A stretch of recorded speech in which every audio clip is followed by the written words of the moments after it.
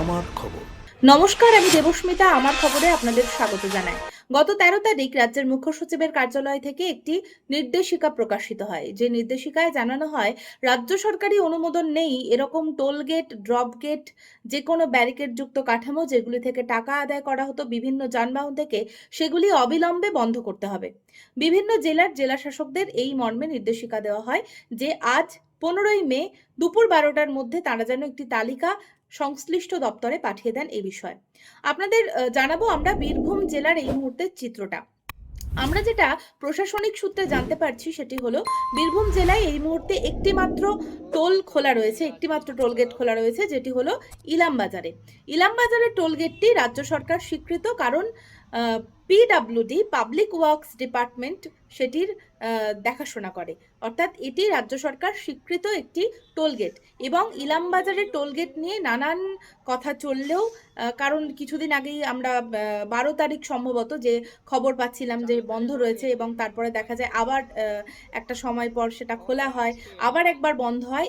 এত কিছুর মাঝে এই মুহূর্তের যে আপডেট, জেলা জুড়ে ইলামবাজার টোল গেটটি খোলা রয়েছে এবং ইলামবাজার টোলটি সরকারি স্বীকৃত, পাবলিক ওয়ার্কস ডিপার্টমেন্টের আন্ডারে রয়েছে ইলামবাজারের এই টোল গেটটি। এবার আসবো আপনাদের আরেকটি বিষয়ে, সেটি হলো যে ১৩ তারিখ যখন এই নোটিফিকেশন জারি হলো, ১৩ তারিখ যখন এই নির্দেশিকা জারি হলো, তারপরেই জেলা প্রশাসন থেকে, সদর দপ্তর থেকে বিভিন্ন পৌরসভা এলাকায়, আমাদের বীরভূম জেলার ক্ষেত্রে পৌরসভা এলাকা রয়েছে মোট ৬টি: দুবরাজপুর, সিউড়ি, বোলপুর, নলহাটি, রামপুরহাট এবং সাঁইথিয়া। এই ৬টি পৌরসভা এলাকার পুরপ্রধান যারা, তাদের একটি করে নির্দেশিকা পাঠানো হয়েছিল জেলা প্রশাসনের তরফ থেকে। এবং জেলা প্রশাসনের তরফ থেকে তাদের জানানো হয় যে তারা যেন, পৌরসভার যারা পুরপ্রধান রয়েছেন, তারা যেন পুরো বিষয়টি লক্ষ্য রাখেন এবং যে সমস্ত টোলগেটগুলি সরকার স্বীকৃত নয়, সেগুলো যেন বন্ধ করতে তৎপর হন।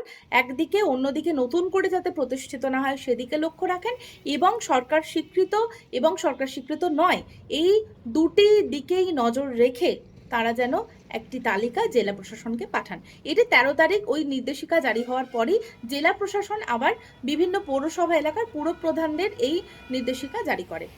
এই মুহূর্তে যে আপডেট আমাদের রয়েছে সেটি হলো, আমি প্রথমেই আসবো বোলপুর পুরসভা এলাকার।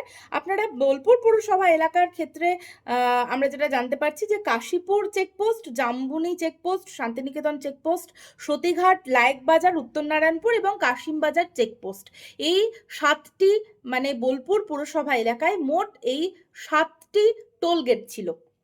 এবার টোলগেট শুধুমাত্র ছিলই তা নয়, এই টোলগেট থেকে বিভিন্ন যানবাহন যেগুলো যাতায়াত করতো, সেখান থেকে টাকা আদায় করা হতো এই সমস্ত টোলগেটগুলো থেকে। এই টোলগেটগুলো আমরা পুরসভা সূত্রে যেটা জানতে পারছি যে ই টেন্ডারের মাধ্যমে এই টোলগেটের দায়িত্ব, এবং সংবাদপত্রেও প্রকাশিত হয়েছিল এই বিষয় নিয়ে। তারপর ই টেন্ডারের মাধ্যমে পুরো বিষয়টি হয়েছিল যে ৭টি পয়েন্টের জন্যই অ্যাপ্রুভাল দেওয়া হয়েছিল নির্দিষ্ট ব্যক্তিদের। ২০২৫ সালের ২৮শে ফেব্রুয়ারি ২০২৫ সালের ২৮শে ফেব্রুয়ারি ওয়ার্ক অর্ডার জারি হয় এই বিষয়টি নিয়ে। এবং পুরো বিষয়টা, মানে এই যে পুরো ব্যাপারটা হয়েছে, বোলপুর পুরসভার থেকে যে খবর আমরা পাচ্ছি তা হলো পুরো ব্যাপারটি হয়েছে যেটা ওয়েস্ট বেঙ্গল মিউনিসিপাল অ্যাক্ট রয়েছে ১৯৯৩ সালের, সেই দিকে মাথায় রেখে, মানে সেই আইন অনুযায়ী পুরো বিষয়টি হয়েছে। এবং এক্ষেত্রে বোর্ড অফ কাউন্সিলের মিটিং হয়েছে এবং যা যা প্রয়োজনীয় পদক্ষেপ সেগুলো করার পরে পুরো বিষয়টা, পুরো গাইডলাইন মেনে পুরো বিষয়টা হয়েছে।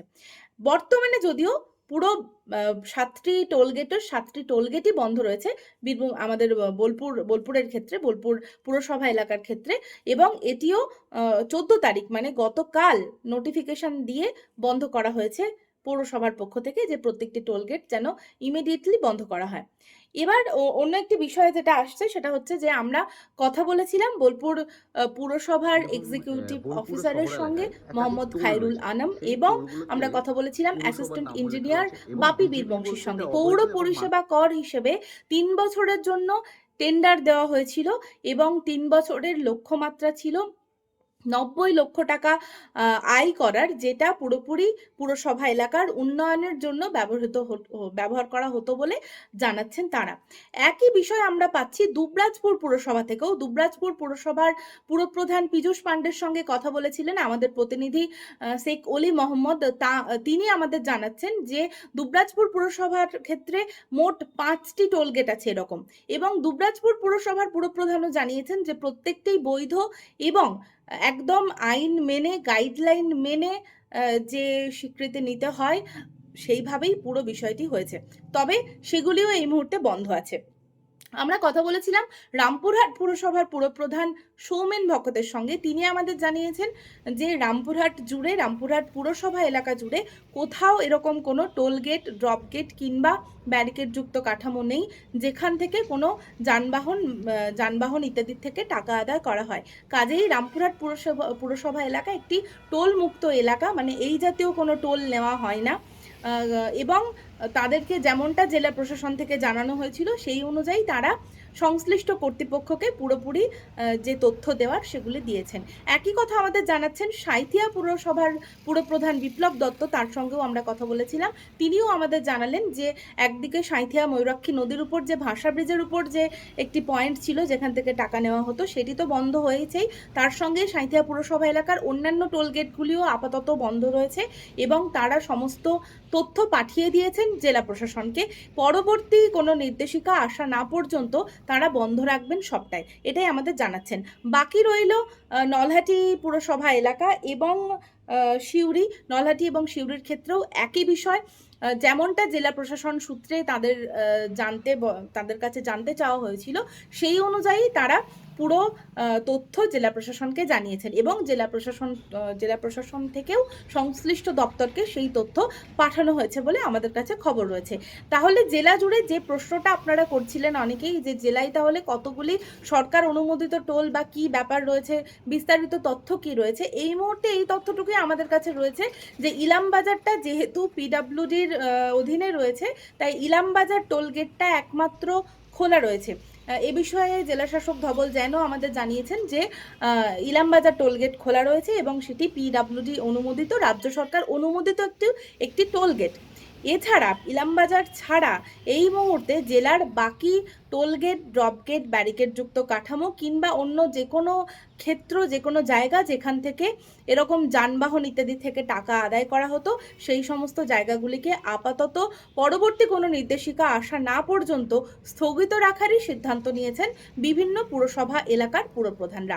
এই সম্পর্কিত কোনো আপডেট যদি আবার আমাদের কাছে আসে কিংবা কোনো অভিযোগের জায়গাও আমাদের কাছে আসে আমরা অবশ্যই আপনাদের সামনে তুলে ধরবো। অবশ্যই সংশ্লিষ্ট কর্তৃপক্ষের কাছে পৌঁছে তারা কি বলছেন সেই বিষয়ে জেনে আপনাদের জানানোর চেষ্টায় থাকবো। সঙ্গে থাকুন, দেখতে থাকুন আমার খবর বীরভূম। বাসন্তী দেবী গাঙ্গুলি ফাউন্ডেশনের বৃদ্ধাবাস সেবা করাটাই মূল উদ্দেশ্য আমাদের, তাই অশীতিপর বৃদ্ধাদের পরম যত্নে আগলে রাখছি আমরা।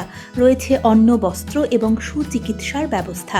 ঠিকানা Kalikapur colony, ward number 22, Bolpur. সাক্ষাৎ ও পরিদর্শনের সময় সকাল 10টা থেকে দুপুর 1টা পর্যন্ত। বিস্তারিত জানতে 7063472820 এই নম্বরে যোগাযোগ করুন।